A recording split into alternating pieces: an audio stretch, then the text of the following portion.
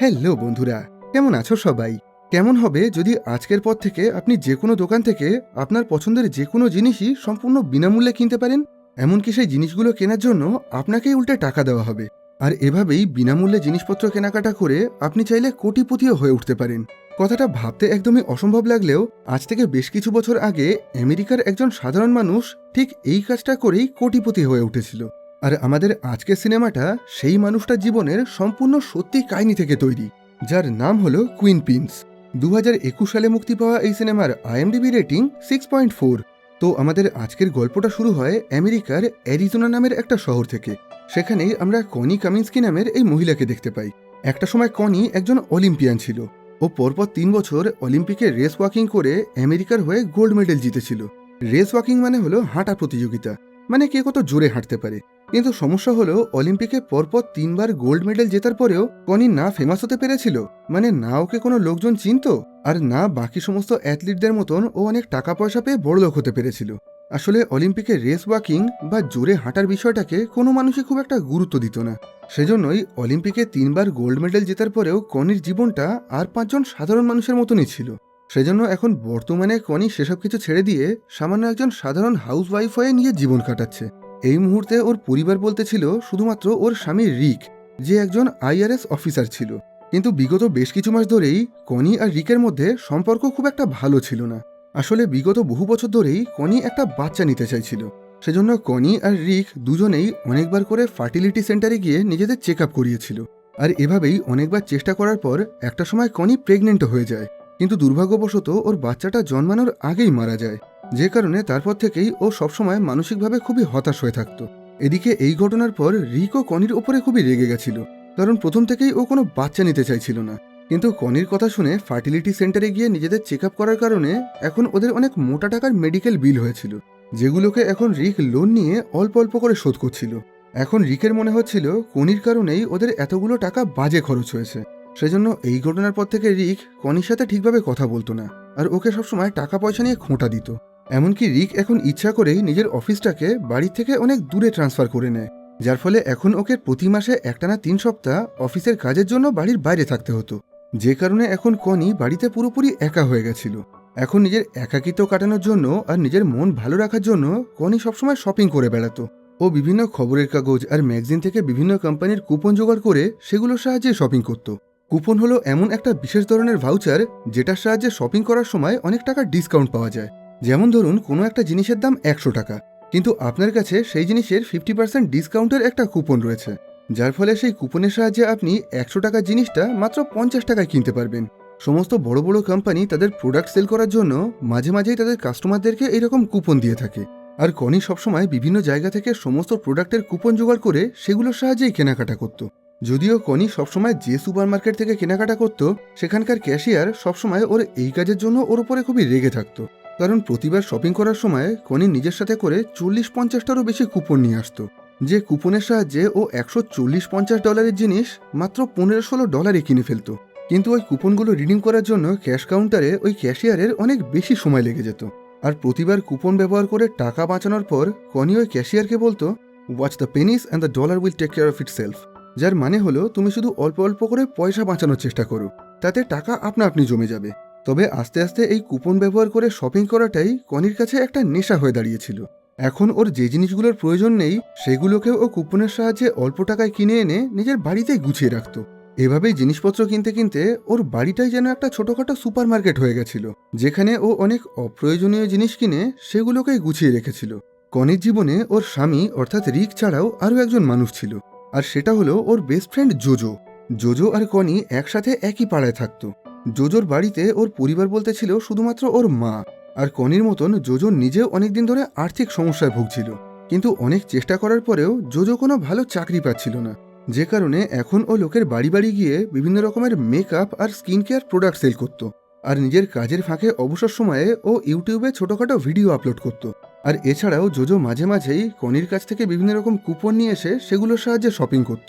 এদিকে দেখা যায় একদিন দুপুরে কনি যখন ওর ঘরের মধ্যে ও সমস্ত শপিং করা অপ্রয়োজনীয় জিনিসগুলোকে গুছিয়ে রাখছিল, তখনই ওর হঠাৎ করে খুবই মন খারাপ হয়ে যায়। আসলে এখন ও যে ঘরের মধ্যে নিজের এই জিনিসগুলোকে গুছিয়ে রাখছিল সেটাকে ও নিজের বাচ্চার জন্য তৈরি করেছিল, কিন্তু দুঃখের বিষয়ে এখনও ওর কোনো বাচ্চা হয়নি। যে কথাটা ভেবে ও খুবই মন খারাপ করে ওখান থেকে এক প্যাকেট খাবার বের করে খেতে শুরু করে। কিন্তু তখনই ও লক্ষ্য করে ওই খাবারটা বাসি হয়ে গিয়ে নষ্ট হয়ে গেছে। যে কারণে এখন ও খুবই রেগে গিয়ে ওই খাবারের কোম্পানিতে একটা বড় ইমেল লিখে কমপ্লেন করে। এই ঘটনার কিছুদিন পর সেই কোম্পানি কনির কাছে ক্ষমা চেয়ে ওকে সেই খাবারের একটা ফ্রি কুপন পাঠায়, যার মানে এখন এই কুপনের সাহায্যে কনি একটা টাকাও খরচ না করে দোকান থেকে সম্পূর্ণ বিনামূল্যেই ওই খাবারের আরও একটা নতুন প্যাকেট কিনতে পারবে। এখন কনি খুবই খুশি হয়ে ওই কুপনটা নিয়ে সুপারমার্কেটে চলে যায়। সেখানে কনি খুবই খুশি হয়ে ওই ক্যাশিয়ারকে বলে, আজ আমাকে কোম্পানির তরফ থেকে এই কুপনটা দেওয়া হয়েছে। যেটা দেখে ওই ক্যাশিয়ারটা একটু অসন্তুষ্ট হয়ে বলে, এটা আর কি এমন বড় ব্যাপার? যখনই কোনো কাস্টমার খারাপ প্রোডাক্ট নিয়ে কোনো কোম্পানির কাছে কমপ্লেন করে, তখনই সেই কোম্পানির তরফ থেকে সেই কাস্টমারদেরকে এইরকম ধরনের একটা করে ফ্রি কুপন দেওয়া হয়, যাতে গ্রাহকদের কাছে সেই কোম্পানির সুনামটা নষ্ট না হয়। আর তোমার আগে অনেক কাস্টমাররাই এমনভাবে কোম্পানি থেকে ফ্রি কুপন নিয়েছে। এই কথাটা শুনেই কনির মাথায় একটা উদ্ভট আইডিয়া আসে। ও বাড়ি ফিরেই সমস্ত কোম্পানির কাছে কমপ্লেন মেল লিখতে শুরু করে আর বলতে থাকে তাদের প্রোডাক্টগুলো নাকি খুবই খারাপ, বা সেগুলো নষ্ট হয়ে গেছে, বা সেগুলো ব্যবহার করে কনির খুবই অসুবিধা হয়েছে। যদিও ওই কমপ্লেনগুলো সম্পূর্ণ মিথ্যে ছিল। এর মধ্যে থেকে বেশিরভাগ কোম্পানির প্রোডাক্টই কনি কখনো ব্যবহার করেনি, আর বাকি যে প্রোডাক্টগুলো ব্যবহার করেছে সেগুলো পুরোপুরিভাবে ভালো আর ঠিক ছিল। কিন্তু তা সত্ত্বেও আগামী কিছুদিনের মধ্যেই সমস্ত কোম্পানির তরফ থেকে কনিকে তাদের প্রোডাক্টের একটা করে ফ্রি কুপন পাঠিয়ে দেওয়া হয়। এই ঘটনায় ও প্রচণ্ড খুশি হয়। এখন ও নিজের বন্ধু জোজোর সাথেও এই পুরো বিষয়টা শেয়ার করে। সবকিছু দেখার পর জোজো খুবই অবাক হয়ে গিয়ে বলে, তুমি তো এখানে $1000-এরও বেশি অ্যামাউন্টের ফ্রি কুপন পেয়েছো। যদি আমার কাছেও এইরকম বেশ কিছু ফ্রি কুপন থাকতো তাহলে খুবই ভালো হতো। তখন কনি বলে, তাহলে তুমিও আমার মতন কোম্পানিকে কমপ্লেন করো। জোজো বলে, না, আমি এরকম মিথ্যে কথা বলতে পারবো না। তখন কনি বলে, তাহলে কি তুমি হাফ দামে আমার কাছ থেকে এই কুপনগুলো কিনবে? জোজো বলে, হ্যাঁ, হাফ দামে পেয়ে গেলে আমি নিশ্চয়ই কিনবো। এই কথাটা শুনেই কনির মাথায় একটা আইডিয়া আসে। ও বলে, আমি তো এই কুপনগুলোকে সম্পূর্ণ বিনামূল্যে পেয়েছি। এখন যদি আমি আরো অনেক কুপন জোগাড় করে তোমার মতন বাকি সবাইকেও সেগুলো হাফ দামে বিক্রি করতে পারি, তাহলে তো আমি এখান থেকে অনেক টাকা ইনকাম করতে পারবো। যেটা শুনে জোজো বলে, হ্যাঁ, এইভাবে তুমি টাকা ইনকাম করতে পারবে ঠিকই, কিন্তু তুমি একসাথে এত কুপন পাবে কোথা থেকে? তুমি তো আর আজকের মতন প্রতিদিন কোম্পানির কাছে কমপ্লেন করে কুপন জোগাড় করতে পারবে না। এরপর কনি আর জোজো দুজন মিলে এই বিষয়টা নিয়ে ইন্টারনেটে সার্চ করতে শুরু করে। আর সেখান থেকেই ওরা জানতে পারে ওদের বাড়ি থেকে সামান্য একটু দূরে মেক্সিকো দেশের চিহুয়াবা নামের একটা শহরে এই কুপন প্রিন্টিংয়ের একটা কারখানা রয়েছে। ওই কারখানায় আমেরিকার সমস্ত বড় বড় কোম্পানির কুপন ছাপানো হয়। এখন এরা দুজন ঠিক করে নেয় এদেরকে যেভাবেই হোক ওই কারখানা থেকে কুপন চুরি করে সেগুলোকে এখানে নিয়ে আসার ব্যবস্থা করতে হবে। সেজন্য পরের দিন সকালেই এরা দুজন মেক্সিকোর সেই কুপন প্রিন্টিং কারখানায় পৌঁছে যায়। এখন এরা দুজন বুঝতে পারে এদের একার পক্ষে এই কারখানা থেকে কুপন চুরি করা কোনোভাবেই সম্ভব না। তাই ওরা ঠিক করে নেয় এই কাজের জন্য ওদেরকে এই কারখানার কোনো একজন এমপ্লয়ির সাহায্য নিতে হবে। এখন চারিদিকে একটু ভালোভাবে খোঁজাখুঁজি করার পর ওদের সাথে অ্যালেয়ান্দ্রো আর রোজা নামের এই দুই কাপলের পরিচয় হয়। এরা দুজনেই এই কারখানায় কাজ করত, আর দূর থেকে এদের দুজনকে দেখে মনে হচ্ছিল এরা খুবই গরিব, এদের অনেক টাকার প্রয়োজন। সেজন্য এখন কনি আর জোজো এদের দুজনের সঙ্গে কারখানার বাইরে আলাদা করে দেখা করে এদেরকে নিজেদের প্ল্যান সম্পর্কে খুলে জানায়। কনি আর জোজো বলে, তোমাদের কারখানায় আমেরিকার সমস্ত বড় বড় কোম্পানির সব ধরনের কুপন ছাপানো হয়, তবে ওই সমস্ত কুপনের মধ্যে থেকে আমাদের শুধুমাত্র সেই কুপনগুলোই দরকার যেগুলোর সাহায্যে আমরা দোকান থেকে সম্পূর্ণ ফ্রিতেই জিনিস নিতে পারবো। আর তোমরা যদি তোমাদের কারখানা থেকে সমস্ত কোম্পানির ফ্রি কুপন চুরি করে আমাদেরকে দিতে পারো, তাহলে তার জন্য আমরা তোমাদেরকে বেশ অনেকটা করে টাকা দেব। যদিও প্রথমের দিকে আলেয়ান্দ্রো আর রোজা কোনোভাবেই এই কাজগুলো করতে চাইছিল না, কিন্তু সমস্যা হলো রোজা এখন প্রেগনেন্ট ছিল, আর কিছুদিন পরেই ওদের বাচ্চা হবে। আর ওরা দুজন মিলে সারাদিন ধরে ওই কারখানায় কাজ করার পরেও খুবই অল্প টাকা ইনকাম করতে পারত। তাই এখন নিজেদের নতুন আসা বাচ্চার কথা চিন্তা করে এরা দুজন জোজো আর কনিকে ওই কুপন চুরির কাজে সাহায্য করার জন্য রাজি হয়ে যায়। এখন অ্যালেয়ান্দ্রো এদেরকে এই কুপনগুলো চুরি করার সমস্ত প্ল্যান জানাতে শুরু করে। অ্যালেয়ান্দ্রো বলে এই কারখানাটা টোটাল দুটো ভাগে বিভক্ত। একদিকে মেয়েরা কাজ করে, যেখানে সমস্ত কাস্টমারদের ইউজ করা কুপনগুলোকে আবার আমাদের কারখানায় ফেরত পাঠানো হয়। সেখানে মেয়েদের কাজ হলো সমস্ত কোম্পানির কুপনগুলোকে বেছে সেগুলোকে আলাদা করে রাখা। আর অন্যদিকে ছেলেরা কাজ করে, যেখানে সমস্ত কোম্পানির কুপন প্রিন্ট করে সেগুলোকে কাটিং করে রেডি করা হয়। তবে মজার ব্যাপার হলো আমরা যখনই কোনো কোম্পানির কুপন প্রিন্ট করি তখন প্রত্যেকবার আমরা বেশ কিছুটা করে অতিরিক্ত কুপন প্রিন্ট করি। এরপর কোম্পানিকে তাদের প্রয়োজন মতন কুপন দিয়ে অতিরিক্ত কুপনগুলো আমরা নষ্ট করে দেই। তবে এবার থেকে আমি আর সেই কুপনগুলোকে নষ্ট করব না, সেগুলোকে আমি সবার নজরের আড়ালে লুকিয়ে লুকিয়ে গোপনভাবে তোমাদের কাছে পাঠিয়ে দেব। আর কথা মতন এই ঘটনার কিছুদিনের মধ্যে আলেয়ান্দ্রো এদের দুজনকে এক পেটি নতুন কুপন পাঠিয়ে দেয়, যেখানে বিভিন্ন কোম্পানির বিভিন্ন প্রোডাক্টের অনেকগুলো ফ্রি কুপন ছিল। এখন এই কুপনগুলোকে বিক্রি করার জন্য ওরা স্যাবি সুপার সেভার নামের একটা ওয়েবসাইট তৈরি করে, যেখান থেকে মানুষ হাফ দামে ওদের ওই কুপনগুলোকে কিনতে পারবে। এরপর জোজো নিজের ইউটিউব চ্যানেলে ওদের ওই ওয়েবসাইটের প্রমোশন করতে শুরু করে। এইভাবে ভিডিওর মাধ্যমে খুব তাড়াতাড়ি ওদের ওয়েবসাইটটা সমস্ত সাধারণ মানুষের কাছেই খুবই জনপ্রিয় হয়ে ওঠে। এখন প্রত্যেক দিন বহু হাজার হাজার মানুষ ওদের এই ওয়েবসাইট থেকে হাফ দামে কুপন কিনত। আস্তে আস্তে সমস্ত মানুষের কাছে এদের এই কুপনের চাহিদা এতটাই বেড়ে যায় যে এখন আলেয়ান্দ্রকে প্রতি সপ্তাহতেই এদের কাছে 2-3 বাক্স করে কুপন পাঠাতে হতো। এইভাবে আগামী কিছু মাসের মধ্যেই এই কুপনের ব্যবসা করে এরা দুজন বেশ অনেকটা মোটা টাকা কামিয়ে ফেলে। এদিকে এখন আমেরিকার সমস্ত সুপারমার্কেটে বেশিরভাগ কাস্টমাররাই ফ্রি কুপন ব্যবহার করছিল, যেটা দেখে সমস্ত সুপারমার্কেটের মালিকদের খুবই সন্দেহ হয়। সেজন্য ওরা এই কুপনের বিষয়টা নিয়ে ইনভেস্টিগেশন করতে শুরু করে। আর এই ইনভেস্টিগেশনের দায়িত্ব দেওয়া হয় কেন নামের এই লোকটাকে। কেন ANG নামের একটা বড় সুপারমার্কেট কোম্পানিতে লস প্রিভেনশন অফিসারের পোস্টে চাকরি করত। ওর কাজ ছিল ওর রাজ্যের সমস্ত ANG স্টোরগুলোকে ফ্রড আর লসের হাত থেকে বাঁচানো, আর কেউ যাতে ওদের কোনো স্টোরে কোনোভাবেই নকল কুপন ব্যবহার না করতে পারে সেই বিষয়ে দেখাশোনা করা। নিজের এই কাজের জন্য কেনকে মাঝে মাঝেই ওর রাজ্যের বিভিন্ন ANG স্টোরে গিয়ে ইন্সপেকশন করতে হতো। আর কেন নিজের এই কাজটাকে খুবই সততা আর নিষ্ঠার সাথে করত। এখন আস্তে আস্তে পুরো রাজ্যের সমস্ত ANG স্টোর থেকে কেনের কাছে কনি আর জোজোর বিক্রি করা সেই সমস্ত নকল কুপনের রিপোর্ট আসতে শুরু করে। আসলে কনি আর জোজো মেক্সিকোর কারখানা থেকে যে কুপনগুলো চুরি করে আনছিল সেগুলো দেখতে পুরোপুরি আসল হলেও সেগুলো নকল ছিল, কারণ এই কুপনগুলোর ব্যাপারে কোম্পানির ডেটাবেসে কোনো রকম ইনফরমেশন ছিল না। কোম্পানির নিয়ম অনুযায়ী এই কুপনগুলোকে নষ্ট করে দেওয়ার কথা ছিল, কিন্তু কনি আর জোজো সেই কুপনগুলোকে নষ্ট না করে সেগুলোকে চুরি করে এনে সমস্ত গ্রাহকদের কাছে বিক্রি করে দিত। এখন এই নকল কুপনের জন্য এই রাজ্যের সমস্ত ANG স্টোরের লক্ষ লক্ষ ডলারের ক্ষতি হয়ে গেছিল। আর এখন সেই বিষয়টা নিয়েই কেনের কাছে পুরো রাজ্যের সমস্ত ANG স্টোর থেকে কমপ্লেন আসতে শুরু করে। এখন কেনের কাজ ছিল এই নকল কুপনগুলোকে মার্কেটে আসার থেকে বন্ধ করা, আর কে বা কারা এই কুপনগুলোকে বাজারে ছড়াচ্ছে তাদেরকে খুঁজে বের করা। প্রথমের দিকে কেন মনে করেছিল এই নকল কুপনগুলোকে হয়তো কোনো চাইনিজ কোম্পানি তৈরি করে আমেরিকায় ছড়িয়ে দিয়েছে, কিন্তু পরে একটু খোঁজাখুঁজি করতে করতে কেন এমন একজন গ্রাহকের বাড়িতে চলে যায় যে গ্রাহকটা নকল কুপন ব্যবহার করে ANG স্টোর থেকে বেশ কিছু জিনিস কিনেছিল। এখন কেন ওই গ্রাহককে প্রশ্ন করে, আপনি এই কুপনগুলো পেলেন কোথা থেকে? তখন ওই মহিলা বলে, কিছু মাস আগেই আমি ইউটিউবে একটা মেয়ের ভিডিও দেখেছিলাম, যে মেয়েটা তাদের ওয়েবসাইটের সাহায্যে হাফ দামে এই কুপনগুলো বিক্রি করছিল। আমি তাদেরই ওয়েবসাইট থেকে এগুলো কিনেছি। এই কথা বলেই ওই মহিলা কেনকে কনিদের সেই ওয়েবসাইটের ব্যাপারে জানিয়ে দেয়। এখন কেন চেক করে দেখে সত্যি সত্যি ওই ওয়েবসাইটে হাফ দামে সমস্ত কোম্পানির কুপন পাওয়া যাচ্ছিল। আর ওই ওয়েবসাইটের একদম ওপরেই কনির সেই বিখ্যাত লাইনটা লেখা ছিল, যেটাকেও সবসময় বলতো, watch the pennies and the dollar will take care of themselves. এখন কেনের কাজ ছিল কে বা কারা এই ওয়েবসাইটটাকে চালাচ্ছে সেটা খুঁজে বের করা। অন্যদিকে দেখা যায় কনি আর জোজো এখন এই নকল কুপন বিক্রি করে খুবই অল্প সময়ের মধ্যে বেশ অনেক মোটা টাকা কামিয়ে নিয়েছে। কিন্তু একদিন হঠাৎ করেই ওদের পেপাল অ্যাকাউন্টটাকে পুরোপুরি ফ্রিজ করে দেওয়া হয়, যার ফলে এখন ওরা আর কোনোভাবেই ওদের অ্যাকাউন্ট থেকে কোনো টাকা তুলতে পারবে না। আসলে যেহেতু খুবই অল্প সময়ের মধ্যেই এদের অ্যাকাউন্টে অনেক মোটা টাকার ট্রানজাকশন হয়েছিল, তাই এদের অ্যাকাউন্টটাকে এখন ব্লক করে দেওয়া হয়েছে। এখন এই অ্যাকাউন্টটা আনব্লক করতে গেলে ওদের নিজেদের বিজনেস ডিটেলস আর ওদের এই সমস্ত টাকার লিগ্যাল ইনকাম সোর্স পেপ্যাল কোম্পানিকে জানাতে হবে।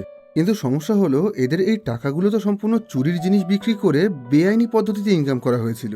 তাই এখন এরা সরাসরি পেপ্যাল কোম্পানিকে এই বিষয়ে কোনো কিছু না জানিয়ে টিনা নামে নিজেদের একজন বন্ধুর সঙ্গে যোগাযোগ করে। আসলে টিনা খুবই বড় আর ভালো একজন হ্যাকার। ওর internet, cyber security, hacking, online money laundering এই সমস্ত জিনিস সম্পর্কে খুব ভালো আইডিয়া ছিল। এখন এদের দুজনের কাছ থেকে এদের সমস্ত সমস্যার কথা শোনার পর টিনা জোজোকে বলে, সবার আগে তুমি তোমার ইউটিউব চ্যানেলটাকে পুরোপুরি ডিলিট করে দাও, কারণ এতদিন ধরে তুমি তোমার ইউটিউব ভিডিওতে নিজের মুখ দেখিয়ে এই চুরির কুপনগুলো বিক্রি করছিলে। ওই ভিডিওর সাহায্যে খুব সহজেই তোমাদেরকে খুঁজে বের করা সম্ভব। এই কথাটা শোনার সাথে সাথেই জোজো তাড়াতাড়ি করে নিজের সমস্ত ভিডিও আর নিজের ইউটিউব চ্যানেলটা পুরোপুরি ডিলিট করে দেয়। এরপর টিনা বলে, আমি খুব সহজেই হ্যাক করে তোমাদের পেপ্যাল অ্যাকাউন্টটা আনফ্রিজ করতে পারবো, কিন্তু তারপরেও তোমরা ওই টাকাগুলোকে কোনোভাবেই ব্যবহার করতে পারবে না, কারণ ওই সবগুলোই হলো বেআইনি পদ্ধতিতে ইনকাম করা কালো টাকা। আমাদেরকে সবার আগে ওই টাকাগুলোকে আইনি পদ্ধতিতে সাদা করতে হবে, আর তার জন্য আমাদেরকে বিভিন্ন আলাদা আলাদা ধরনের অনেকগুলো অ্যাকাউন্ট ব্যবহার করতে হবে। সেজন্য আগামী 6 মাস তোমরা কোনোভাবেই এই টাকাগুলোকে খরচ করতে পারবে না। তার মধ্যে আমি আইনতভাবে এই টাকাগুলোকে তোমাদের ব্যাংকে নিয়ে আসবো, আর এরপর থেকে তোমরা নিজেদের এই বিজনেসটাকে নিজেদের বাড়িতে না করে অন্য একটা ঘর ভাড়া নিয়ে সেখানে করো। আর সেই একই সাথে আমি তোমাদের ওয়েবসাইটের সমস্ত ডিটেলস, রেজিস্ট্রেশন নাম্বার আর IP অ্যাড্রেস সব কিছু চেঞ্জ করে দিচ্ছি। যাতে কেউ কোনোভাবেই তোমাদের এই ওয়েবসাইটের সাহায্যে তোমাদেরকে খুঁজে না বের করতে পারে। আর সেই একই সাথে আমি তোমাদেরকে বেশ কিছু নতুন নতুন ফেক আইডি বানিয়ে দেবো। এরপর থেকে তোমরা নিজেদের ওই নতুন নকল আইডির সাহায্যেই নিজেদের ব্যবসার সমস্ত কাজকর্ম করবে, যাতে কেউ কোনোভাবেই তোমাদের আসল পরিচয়টা জানতে না পারে। এরপর টিনা বলে তোমাদেরকে এই সমস্ত কাজে সাহায্য করার জন্য তোমাদের টোটাল ইনকাম থেকে আমি 10% টাকা কমিশন হিসেবে নেব। যেটা শুনে কনি আর জোজো সাথে সাথেই টিনার এই সমস্ত শর্তে রাজি হয়ে যায়। তবে এখন টিনা এদেরকে একসাথে এত কথা বলেছিল, যার মধ্যে থেকে অতিরিক্ত এক্সাইটমেন্টের কারণে এরা বেশ কিছু কথা ভুলে গেছিল। অন্যদিকে দেখা যায় কেন এখন ওই নকল কুপনের বিষয়টা নিয়ে এফবিআই অফিসে সাহায্য চাওয়ার জন্য চলে গেছে। সেখানে কেন এতদিন ধরে নিজের জোগাড় করা সমস্ত ইনফরমেশনের একটা ফাইল দিয়ে এফবিআই অফিসারদেরকে এই বিষয়টা নিয়ে তদন্ত করতে বলে। কিন্তু এফবিআই অফিসারেরা এই বিষয়ে খুব একটা গুরুত্ব দেয় না। ওরা মনে করেছিল কেন হয়তো পাগল, আর ও হয়তো কুপনের সাহায্যে চুরি করা সামান্য কিছু ডলারের বিষয়ে কমপ্লেন করার জন্য এসেছে। সেজন্য এখন এফবিআই অফিসাররা কেনের এই কথায় খুব একটা গুরুত্ব না দিয়ে ওর এই ফাইলটাকে ওদের অফিসের একজন নতুন আর লোয়ার র্যাঙ্কের এজেন্টের কাছে পাঠিয়ে দেয়, যার কাছে কোনো কেস সলভ করার কোনো এক্সপিরিয়েন্স নেই। যদিও এই দিনের পর থেকে কেন মাঝে মাঝে এফবিআই অফিসে কল করে নিজের এই কেসের ব্যাপারে জানার চেষ্টা করত, কিন্তু এফবিআই অফিস থেকে কেউই ওর কল রিসিভ করে ওর কথার কোনো উত্তর দিত না। অন্যদিকে দেখা যায় টিনার কথা অনুযায়ী এখন কনি আর জোজো নিজেদের নতুন ফেক আইডির সাহায্যে বেশ অনেকগুলো নতুন নতুন ব্যাংক অ্যাকাউন্ট খুলে সেখানে নিজেদের ব্যবসার সমস্ত টাকাগুলোকে জমিয়ে রাখতে শুরু করেছে। এখন ওদের ব্যবসাটা আগের থেকেও আরো অনেক বড় হয়ে উঠেছিল। এইভাবে আস্তে আস্তে টিনার কথা অনুযায়ী ওরা নিজেদের ব্যবসার একটা টাকাও খরচ না করে 6 মাস কাটিয়ে ফেলে। 6 মাস পর হিসাব করে দেখা যায় ওদের কাছে এখন টোটাল $5,200,000 মানে টোটাল $52 লক্ষ ছিল। আর এখন যেহেতু 6 মাস হয়ে গেছে, তাই ওরা নিজেদের এই টাকাগুলোকে খরচ করতে পারবে। এই কথা ভেবেই এরা দুজন এখন প্রচণ্ড আনন্দ পায়। কিন্তু সমস্যা হলো এদের মনে হচ্ছিল এদের ব্যাংক অ্যাকাউন্টে থাকা এই টাকাগুলো হয়তো কালো টাকা, তাই এগুলোকে কিভাবে খরচ করতে হবে সেই বিষয়ে জানার জন্য ওরা টিনাকে কল করে। কিন্তু সেই সময় টিনার নাম্বারটা বন্ধ ছিল, ওকে কোনোভাবেই ফোনে পাওয়া যাচ্ছিল না, আর ওর সাথে কোনোভাবে যোগাযোগও করা যাচ্ছিল না। এদিকে কনি আর জোজো কোনোভাবেই অপেক্ষা করতে পারছিল না। ওরা যেভাবেই হোক এখন নিজেদের এই টাকাগুলো খরচ করতে চাইছিল। এখন একটু ভাবনা চিন্তা করার পর কনির মাথায় এই কালো টাকাগুলোকে সাদা করার একটা আইডিয়া আসে।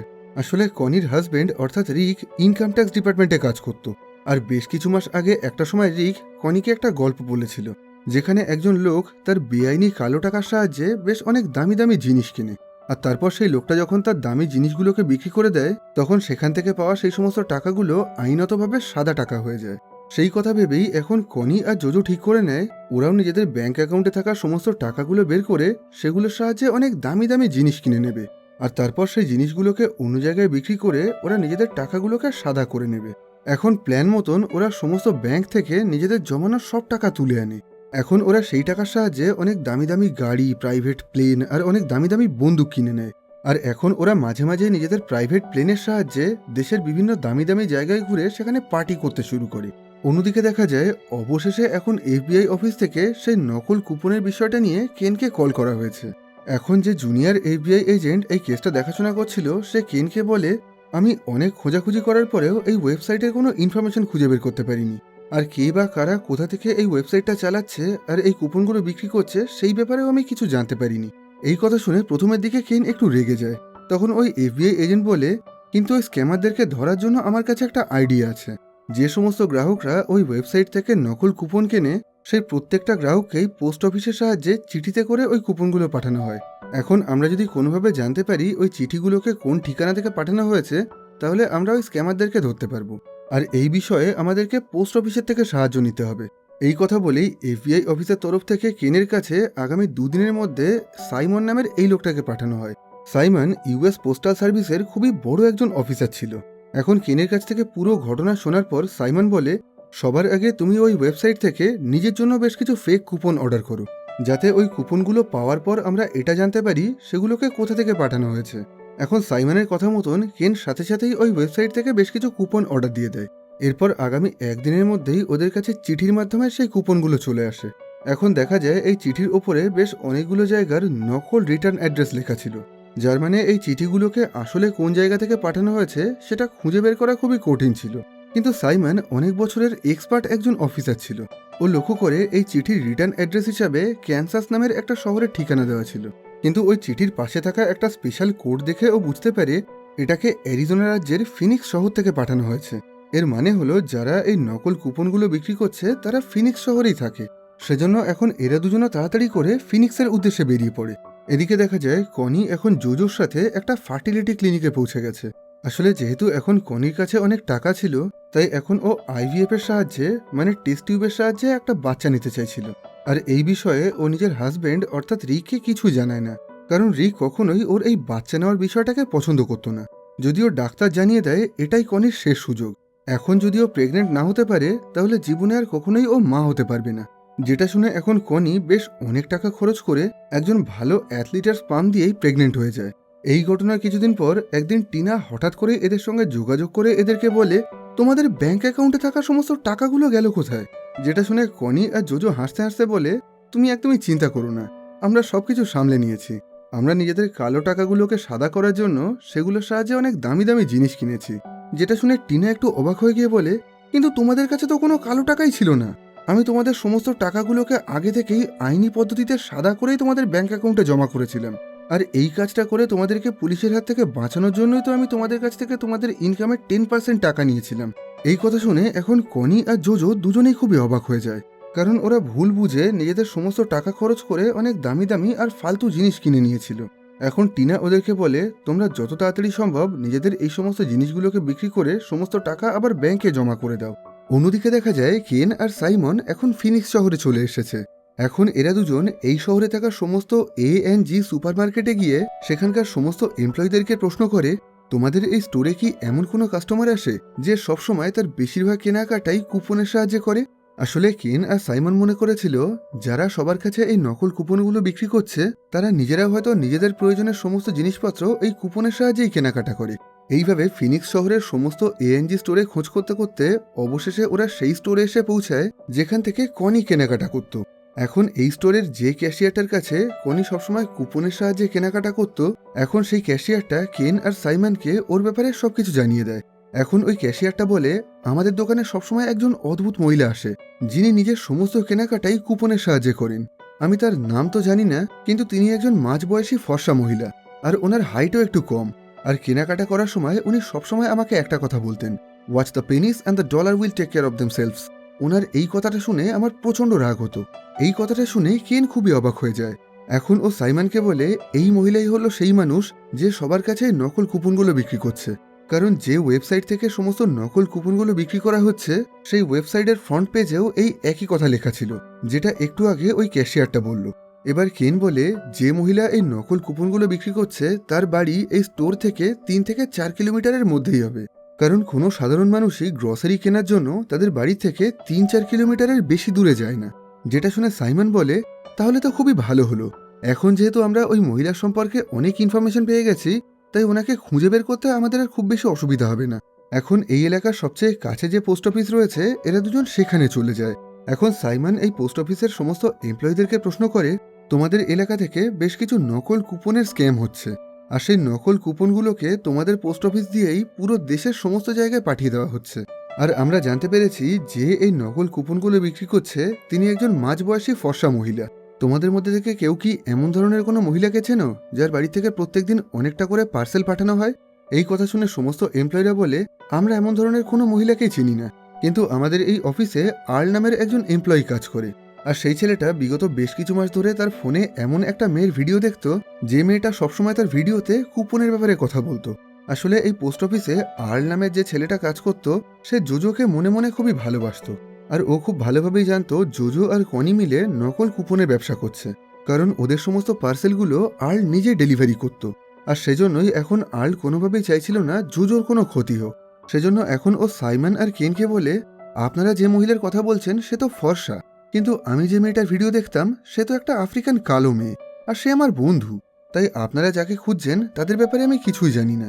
এখানে আর্লের এই কথা শুনে সাইমন আর কেনের একটু সন্দেহ হয়, কারণ এরা দুজন খুব ভালোভাবেই জানতো প্রথমের দিকে কোনো একজন আফ্রিকান কালো মেয়ে তার ইউটিউব চ্যানেলের সাহায্যে ওই কুপন বিক্রির ওয়েবসাইটটাকে প্রমোট করত। এখন এরা দুজন খুব ভালোভাবেই বুঝতে পারে আর্ল ওদের থেকে কিছু একটা লুকাচ্ছে, তাই ওরা লুকিয়ে লুকিয়ে আর্লের পিছু করার সিদ্ধান্ত নেয়। অন্যদিকে দেখা যায় জোজো আর কনি এখন ওদের কেনা সমস্ত দামি দামি জিনিসগুলোকে বিভিন্ন অনলাইন প্ল্যাটফর্মে বিক্রি করার চেষ্টা করছিল, কিন্তু এত দামি দামি জিনিস এইভাবে এত সহজে বিক্রি করা সম্ভব ছিল না। আর তার উপরে ওরা যে বন্দুক কিনেছিল সেগুলোকে তো ওরা কোনোভাবেই অনলাইনে বিক্রি করতে পারবে না। তাই ওরা বহু কষ্ট করে একটা প্রাইভেট আর্মি কোম্পানির সঙ্গে যোগাযোগ করে তাদের কাছে অর্ধেক দামে নিজেদের সমস্ত নতুন বন্দুকগুলো বিক্রি করে দেয়। এদিকে দেখা যায় সাইমন আর কেনের সমস্ত প্রশ্নের উত্তর দেওয়ার পর আর্ল এখন তাড়াতাড়ি করে ওই পোস্ট অফিস থেকে বেরিয়ে সরাসরি জোজোর বাড়ির সামনে চলে আসে। আর সেখানে ও একটা কাগজের সমস্ত ঘটনা লিখে জোজো আর কনিকে কেন আর সাইমনের ব্যাপারে সাবধান করে দেয়। আর্ল ওই কাগজে লেখে, তোমরা দুজন যত তাড়াতাড়ি সম্ভব এই শহর ছেড়ে পালিয়ে যাও, কারণ দুজন লোক তোমাদের নকল কুপন বিক্রির ব্যাপারে জানতে পেরে তোমাদেরকে খোঁজাখুঁজি করছে। এখন ও বাকি সমস্ত চিঠির মাঝে ওই কাগজটাকে লুকিয়ে সেটা জোজোকে দেওয়ার চেষ্টা করে, কিন্তু জোজো সেই মুহূর্তে বাড়িতে ছিল না। তাই আর্ল বাধ্য হয়ে ওই চিঠিগুলো জোজোর মায়ের কাছে দিয়ে আসে আর ওনাকে বলে জোজো বাড়ি ফেরার পর যেন ওর কাগজে লেখা চিঠিটা অবশ্যই পড়ে। এদিকে আর্ল যখন এই কাজগুলো করছিল তখন একটু দূরেই একটা গাড়ির মধ্যে লুকিয়ে লুকিয়ে কেন আর সাইমন ওর উপরে নজর রাখছিল। এখন এরা দুজন জোজোর বাড়ির বাইরে দাঁড়িয়ে ওর বাড়ি ফিরে আসার জন্য অপেক্ষা করতে শুরু করে। এইভাবে সারাদিন ধরে অপেক্ষা করার পর অবশেষে রাতের বেলায় জোজো নিজের বাড়ি ফিরে আসে। কিন্তু যেহেতু এখন অবধি সাইমন আর কেনের কাছে জোজোর বিরুদ্ধে কোনো রকম প্রমাণ ছিল না, তাই এরা দুজন পরের দিন সকালে লুকিয়ে লুকিয়ে জোজোর পিছু করার সিদ্ধান্ত নেয়। এদিকে দেখা যায় সেই রাতে বাড়ি ফিরে জোজো ঘুমিয়ে পড়েছিল। আর পরের দিন সকালে বাড়ি থেকে বেরোনোর আগে ওর মায়ের একটু শরীর খারাপ করেছিল, যে কারণে আর্ল যে চিঠি লিখে ওদেরকে সাবধান করেছিল সেটা আর ওর পড়ে ওঠা হয় না। এখন জোজো সেই চিঠিটা না পড়ে কোনো কিছু না জেনে নিজের বাড়ি থেকে বেরিয়ে পড়ে। আর এরপর ও আর কনি মিলে নিজেদের সেই ভাড়া করা নতুন ঘরে গিয়ে সেখান থেকে আজ ওদের ওয়েবসাইট থেকে বিক্রি হওয়া সমস্ত গ্রাহকদের কাছে ওই কুপনগুলো পাঠানোর ব্যবস্থা করতে শুরু করে। এদিকে কেন আর সাইমনও লুকিয়ে লুকিয়ে ওদের পিছন পিছন ওই স্ট্যাশ হাউসে চলে আসে। আর সেখানে ওরা দুজন যখন দূর থেকে জোজোর সাথে কনিকে দেখতে পায় তখন ওরা সবকিছু খুব ভালোভাবেই বুঝতে পারে। এখন এরা বুঝতে পারে ওই এএনজি স্টোরের ক্যাশিয়ার যে কম উচ্চতার মাঝবয়সী ফর্সা মহিলার কথা বলেছিল সেটা আসলে কনি। আর ওর বন্ধু জোজো হলো সেই আফ্রিকান কালো মেয়ে যে নিজের ইউটিউব চ্যানেলে ওই নকল কুপন বিক্রির ওয়েবসাইটটাকে প্রমোট করত। এখন সবার আগে ওরা কনির ছবি সেই এএনজি স্টোরের ক্যাশিয়ারকে দেখায়, যে ছবিটা দেখার সাথে সাথে ওই ক্যাশিয়ার কনিকে খুবই ভালোভাবেই চিনতে পারে। এরপর সাইমন এই শহরের সমস্ত পুলিশ ডিপার্টমেন্ট আর এফবিআই এর সাহায্যে জোজো আর কনির কেনা সেই সমস্ত দামি দামি গাড়ি, প্রাইভেট প্লেন আর বাকি সমস্ত জিনিসগুলোকে খুঁজে বের করে। আর যে ভাড়ার ঘর থেকে ওরা সমস্ত নকল কুপনগুলো বিক্রি করত ওরা সেটাকেও খুঁজে বের করে। এরপর রাতের বেলায় জোজো আর কনি যখন নিজের বাড়িতে ঘুমিয়েছিল তখন সাইমন আর কেন সমস্ত পুলিশ নিয়ে ওদেরকে গ্রেফতার করার জন্য বেরিয়ে পড়ে। এদিকে দেখা যায় রাতের বেলায় ঘুমানোর আগে এখন জোজো অবশেষে আর্লের পাঠানো সেই চিঠিটা দেখতে পেয়েছিল, যে চিঠিতে কেন আর সাইমনের ব্যাপারে লিখে ওদের দুজনকে সাবধান করা হয়েছিল। কিন্তু এই চিঠিটা পড়ে ও কিছু করে ওঠার আগেই সমস্ত পুলিশ ওদের বাড়িতে গিয়ে ওদেরকে গ্রেফতার করে আনে। এরপর পুলিশ ওদের ঘর, গোডাউন, ভাড়ার ঘর সব জায়গা থেকে নকল কুপন আর ওদের বাকি সমস্ত জিনিসগুলো উদ্ধার করে নিয়ে যায়। এখন মুহূর্তের মধ্যেই পুরো দেশের মধ্যে এটা খুবই বড় একটা খবর হয়ে উঠেছিল, যে কারণে দেশের সমস্ত বড় বড় নিউজ চ্যানেলে এই খবরটা দেখানো হচ্ছিল। এরপর পুলিশ কনির হাজব্যান্ড অর্থাৎ রিক আর জোজোর মাকে ডেকেও জিজ্ঞাসাবাদ করে, কিন্তু ওরা দুজন বলে দেয় ওরা এই ব্যাপারে আগে থেকে কিছুই জানতো না। এরপর সাইমন আর কেন মিলে কনি আর জোজোকেও জিজ্ঞাসাবাদ করতে শুরু করে। এখন সাইমন কনিকে বলে, তোমরা এই নকল কুপন বিক্রি করে যত টাকা ইনকাম করেছো তার জন্য তোমাদের দুজনের খুব কম করে হলেও 40 বছরের জেল হবে। তবে তুমি যদি নিজের সমস্ত দোষটা স্বীকার করে নাও তাহলে তোমার বন্ধু অর্থাৎ জোজোর শাস্তিটা অনেকটা কমে যাবে। এটা শুনে কনি সাথে সাথেই এই কথায় রাজি হয়ে যায়। জিজ্ঞাসাবাদ করার পর এদের দুজনকে যখন জেলে পাঠানো হয় তখন সাথে সাথেই জোজোকে জামিনে মুক্তি দেওয়া হয়। প্রথমের দিকে জোজো মনে করেছিল ওর মা হয়তো ওকে জেল থেকে জামিনে ছাড়িয়েছে, কিন্তু পরে ও জানতে পারে ওর মা নিজেকে বাঁচানোর জন্য পুলিশের কাছে ওর বিরুদ্ধে সাক্ষী দিয়েছে। আর এখন ওকে জেল থেকে বের করেছে আর্ল নামের সেই ছেলেটা, যে ওকে এতদিন ধরে মনে মনে ভালোবাসতো। অন্যদিকে এই ঘটনার কিছুক্ষণ পরেই কনির হাজব্যান্ড অর্থাৎ রিকও ওর সঙ্গে দেখা করার জন্য জেলে আসে। কনি মনে করেছিল হয়তো রিক এখন ওকে জামিন দিয়ে জেল থেকে ছাড়িয়ে নেবে, কিন্তু দেখা যায় রিক এখন খুবই রেগে গিয়ে কনিকে খুবই বকাবকি করছে আর ওর করা এই সমস্ত ভুলভাল বেআইনি কাজের জন্য ওকে অনেক গালাগালিও করছিল। রিক বলে, আমি আর তোমার পিছনে একটাও টাকা খরচ করতে পারবো না, তুমি এই জেলের মধ্যেই পচে মরো। এই কথা শুনে কনিও খুবই রেগে গিয়ে বলে, ঠিক আছে, এখন থেকে আমি আর তোমার সাথে কোনো রকম সম্পর্ক রাখতে চাই না, আমি তোমাকে যত তাড়াতাড়ি সম্ভব ডিভোর্স দিয়ে তোমার থেকে আলাদা হয়ে যেতে চাই। এরপর কনি নিজের জন্য খুবই নামকরা আর দামি একজন উকিল ভাড়া করে, যাতে ওর এই 40 বছরের শাস্তিটা একটু কমানো যায়। এরপর পুলিশ তদন্ত করে জানতে পারে এই কুপন চুরির পিছনে অ্যালেয়ান্দ্রো আর রোজা নামের সেই দুজন দম্পতিও ছিল, যারা দুজন মেক্সিকোর সেই কুপন প্রিন্টিং কারখানায় কাজ করত। তবে পুলিশ যখন ওদেরকে ধরার জন্য ওদের বাড়িতে পৌঁছায় তার আগেই ওরা দুজন নিজেদের বাড়ি ছেড়ে পালিয়েছিল, কারণ এতদিন ধরে জোজো আর কনির কাছে এই কুপন বিক্রি করে ওরা $1 মিলিয়ন বেশি কামিয়ে ফেলেছিল। এই ঘটনার কিছুদিন পর আদালতে কনি আর জোজোর বিচার হয়। সেখানে কনির সেই দামি উকিল এদের শাস্তিটাকে প্রচুর পরিমাণে কমিয়ে দেয়। এখানে কনি জানায় এই সমস্ত দোষ ও একাই করেছিল, এখানে জোজোর কোনো দোষ নেই। ও জোজোকে জোর করে এই কাজটা করতে বলেছিল। সেজন্য এখন জোজোকে মাত্র 10 দিনের জন্য জেলে পাঠানো হয়, আর কনিকে 11 মাসের জন্য। কনির শাস্তিটা 40 বছর থেকে কমে 11 মাস হয়ে গেছিল, কারণ ও যে সমস্ত বড় বড় কোম্পানির কুপন চুরি করেছিল সেই সমস্ত কোম্পানি কনির বিরুদ্ধে কোনো রকম মামলা করতে চাইছিল না, কারণ ওরা কোনোভাবেই চাইছিল না এই কেসের সাথে ওদের কোম্পানির নাম জড়িয়ে ওদের কোনো রকম বদনাম হোক। কিন্তু এখন এদের দুজনের এত কম শাস্তি হওয়ার পর সাইমন আর কেন খুবই হতাশ হয়ে গেছিল। এই ঘটনার পর কনিকে 11 মাসের জন্য জেলে পাঠিয়ে দেওয়া হয়। আর যেহেতু কনির সাথে ওর বর অর্থাৎ রিকের ডিভোর্স হয়ে গেছিল, তাই এখন জোজো আর আর্ল মিলে রিকের বাড়ি থেকে কনির সমস্ত জিনিসগুলো নিয়ে আসে। এখানে দেখা যায় কনি এত বছর ধরে সুপারমার্কেট থেকে যে সমস্ত অপ্রয়োজনীয় জিনিসগুলো কিনেছিল সেই সমস্ত বাক্সের মধ্যেই ও নিজের কুপন বিক্রি করা বেশ অনেকটা টাকা লুকিয়ে রেখেছিল, যে ব্যাপারে পুলিশ বা রিক কেউ কিছুই জানতে পারেনি। এই টাকার পরিমাণটা $1 মিলিয়ন বেশি ছিল, যেটা দেখে এখন জোজো আর আর্ল দুজনের প্রচণ্ড আনন্দ পায়। এরপর এই টাকা নিয়ে ওরা আমেরিকা ছেড়ে ইউরোপের মন্টেনিগ্রো নামের ছোট্ট একটা দেশে গিয়ে থাকতে শুরু করে। আর সেখানে এই টাকা দিয়েই জোজো নতুনভাবে নিজের একটা ব্যবসা শুরু করে। আর এখন ও কনির জেল থেকে ফিরে আসার অপেক্ষা করতে থাকে। অন্যদিকে আমরা জেলের মধ্যে কনিকে দেখতে পাই। দেখা যায় এখন অবশেষে ও সেই টেস্ট টিউবের সাহায্যে প্রেগনেন্ট হতে পেরেছিল, যার মানে খুব তাড়াতাড়ি ওর মা হওয়ার স্বপ্নটা পূরণ হতে চলেছে। আর তাছাড়া এমনিতে আর কিছু মাস পরেই ওকে জেল থেকে ছেড়ে দেওয়া হবে। তাই এই সমস্ত কারণে এখন জেলের মধ্যেও ও খুবই হাসি খুশি আর আনন্দে ছিল। আর এর সাথে সাথে এখানেই এই গল্পটা শেষ হয়। তো আজকের মতন এই ভিডিওটাকে এখানেই শেষ করছি। এই ভিডিও সম্পর্কে আপনাদের যে কোনো রকম মতামত আপনারা কমেন্ট বক্সে জানাতে পারেন। ভিডিওটা ভালো লেগে থাকলে এটাকে একটা লাইক করতে পারেন, খারাপ লেগে থাকলে অবশ্যই একটা ডিসলাইক করবেন। আর ইচ্ছা হলে নিজের বাকি বন্ধুদের সাথেও এটাকে শেয়ার করতে পারেন। আবার খুব তাড়াতাড়ি দেখা হবে নতুন অন্য একটা ভিডিওতে। ততদিনের জন্য ভালো থাকবেন, সুস্থ থাকবেন।